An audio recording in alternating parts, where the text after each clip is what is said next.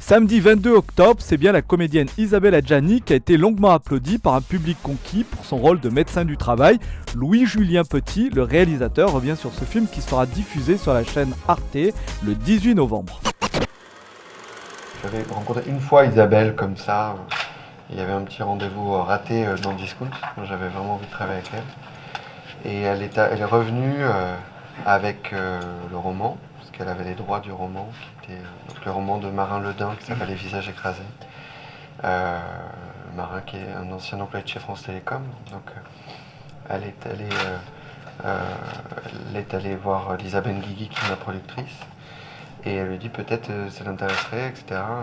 Moi j'étais déjà sur un autre projet, mais dès que j'ai commencé à lire le roman, j'ai un peu tout abandonné, quoi. Je suis allé directement dans le vif du sujet de ce film qui m'a bouleversé, parce que c'est un roman déjà sur la déshumanisation, sur ce système orwellien qui fracasse l'humain, quoi. Moi, c'est ce que j'avais quand même essayé de traiter un peu avec Discount sur le remplacement des machines, de l'homme par les machines.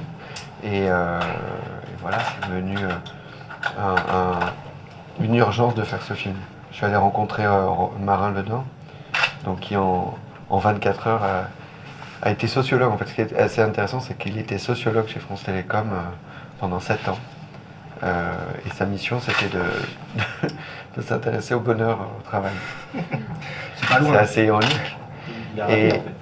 Et comment ? Il a raté. Il a raté, il est parti surtout en burn-out total. Il est parti avec femme et enfants de Grenoble à Dax. Et il a écrit de manière urgente, frénétique, ce roman. Et moi, j'étais vraiment, quand je l'ai lu, je me suis dit, je veux faire ce film, je vais tout faire pour faire ce film. Donc après, il y a le retrouvaille avec Isabelle. Enfin, les retrouvailles, on se connaissait très très très peu. Et moi, j'arrive du haut de mes 30 ans, donc j'avais envie de persuader Isabelle Adjani d'être le meilleur réalisateur pour faire ce film. Enfin, en tout cas, pour tenter l'adaptation.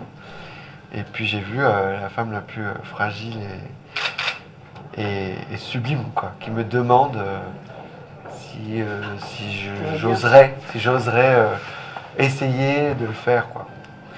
Et tout de suite, j'ai appelé Marin Ledin, vraiment dans l'heure. J'ai appelé le Marin Ledin, j'ai pris un billet, je suis allé à Dax. Et j'ai voulu donc déjà travailler sur l'adaptation, sur ce qu'il n'avait peut-être pas pu dire. Parfois, on écrit un roman et puis 7 ans après, il y a une digestion, il y a une frustration, il y a des envies. Puis ce monde qui a évolué, qui est moderne, hein.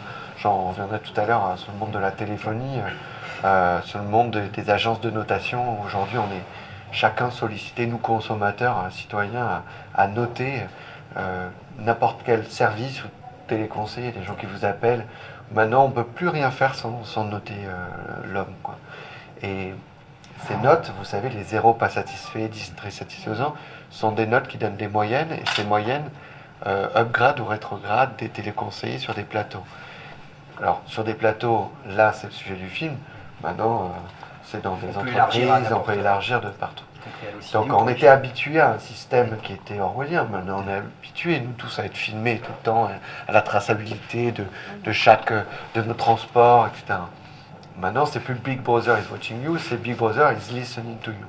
On est totalement tout le temps écouté.